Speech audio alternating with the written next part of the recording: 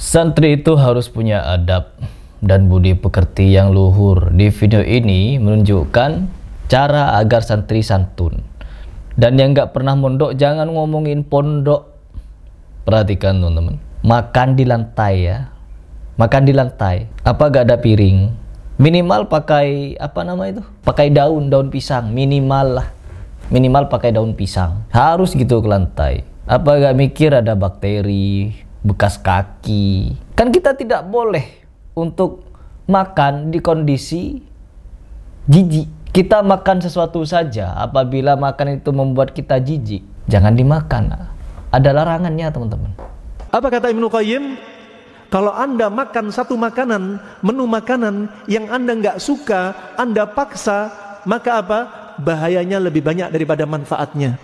Kalau Anda nggak suka, jangan dimakan. Sebagaimana hadis sampaikan Abu Hurairah, maka Nabi sallallahu alaihi wasallam sabba ta'aman qat inishtahu akalah wa illa taraka. Nabi nggak pernah mencela makanan. Kalau suka langsung dimakan, kalau nggak suka ya sudah ditinggalin, nggak usah komen.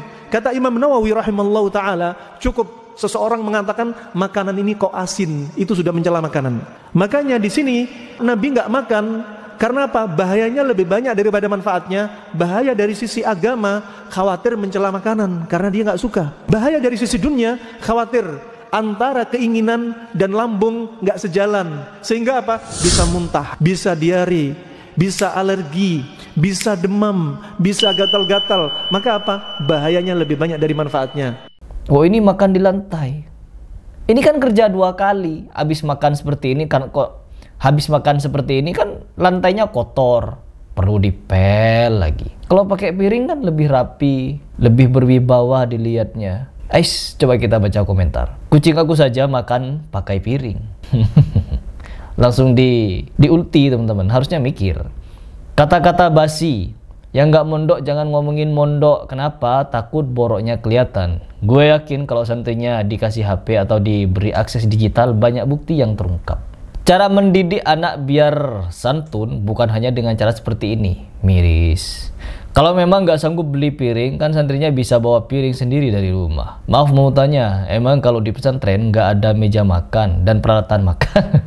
Astagfirullah, bukankah kebersihan sebagian dari iman? Nggak perlu bicara hadis. Mereka itu dalilnya kiai, dalilnya Gus, dalilnya Habib. Mereka ini oknum-oknumnya kebanyakan bukan berdalil dengan perkataan Allah dan Rasul, perkataan kiai. Siapa yang bilang? Harry Pras? Bukan Harry Pras ini yang bilang. Orang NU tidak pernah tanya dalil. Gimana ini? Ya lihat saja Habib Zain Smith bagaimana. Itu. Ya, lihat saja Kiai Mustafa Akil. Nah, itu. Gimana? Ini yang melihat orang. Gimana? Ada tuh Syekh. Gimana Kiai Wahab? Bagaimana? Tidak pakai dalil. Dalilnya ya Kiai itu sendiri. Dalilnya Kiai itu sendiri. Nah gitu katanya. Kita lihat teman-teman, ketika ada gerakan-gerakan nih, gerakan tuntut boykot Trans 7 diwarnai aksi debus. Diwarnai aksi debus. Aksi debus teman-teman. Biar kenapa begini-begini. Biar kenapa? Terus ngapain mereka atraksi-atraksi konyol seperti ini? Apakah kalau mereka ini dibawa ke medan perang tidak tertembus peluru?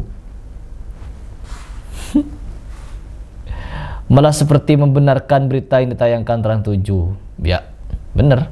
Ini konsepnya gimana dah? Jadi di Lirboyo ada jurusan debus juga gitu untuk mendidik orang jadi pesulap budaya.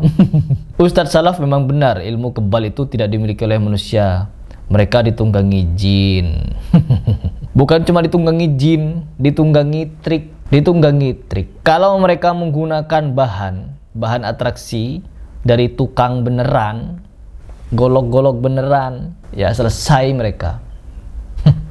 Aduh ya Allah. Kasus-kasus seperti ini teman-teman, yang dimana mereka ini ingin menampilkan bahwa diri mereka eksis, bahwa mereka ini berpengaruh, nah, dengan cara seperti ini. Dan mereka lupa kepada kasus-kasus yang kebanyakan konyol di pondok pesantren, oknum-oknumnya. Tak lupa saya sebut oknum, agar semua pondok pesantren tidak kena. Baru-baru ini saya mendapatkan info. Perhatikan teman-teman, modus sucikan rahim untuk keturunan soleh 20 santri oleh pimpinan Ponpes di Lombok Barat. Dan ini bukan satu-satunya. Kiai Ponpes Al-Minhaj lakukan tindakan asu kepada 15 santri dengan janjikan dapat karomah sejak tahun 2019. Yang seperti ini, apakah para pendemo itu mau untuk melakukan aksi-aksi boykot-boykot santri, boykot-boykot Ponpes? Apakah mau? Kadang kita berpikir keras loh. Kita kadang berpikir keras agar kejadian seperti ini tidak terulang, tidak terjadi. Tapi apa? Setiap bulan pasti ada kasus. Kenapa bisa ada kasus terus? Ya karena adanya ajaran-ajaran ngelap-ngelap berkah tadi.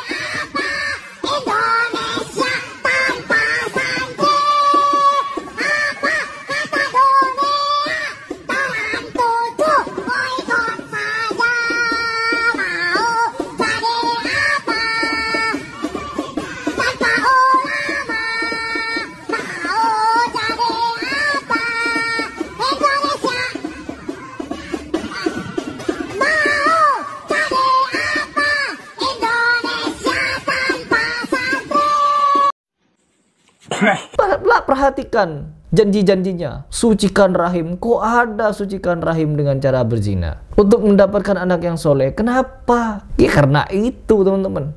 Jangankan mereka yang seperti ini doktrinnya, ludah saja mereka bisa bermanfaat. Itu ludah. Bagaimana kalau pasti doktrinnya lebih hebat lagi? Kenapa doktrinnya bisa lebih hebat? Ya karena mereka orang-orang hebat. Oknum-oknumnya jangan lupa sebut oknum pengasuh. Hebat mereka. Hebat ngapain? Nipu umat dengan ajaran takhayul bid'ah dan khurafatnya itu. Dulu pertama-tama saya membahas seperti ini, membahas kasus asu, membahas kasus doktrin, membahas kasus ajaran aneh, membahas kasus guru sekumpul. Oh, hujatan di mana-mana teman-teman. Oh, hari ulama apa? Dihujat habis-habisan saya. Tapi saya nggak stop. Bahkan sampai murid-murid saya, mereka yang stop karena panas teman-teman. Diteror sama mereka itu, yang ajaran-ajarannya aneh nyeleneh itu. Tapi saya nggak stop, biar yang mau keluar dari perguruan saya silahkan keluar. Silahkan tinggalkan saya. Tapi saya tidak akan stop untuk memberikan pembahasan seperti ini.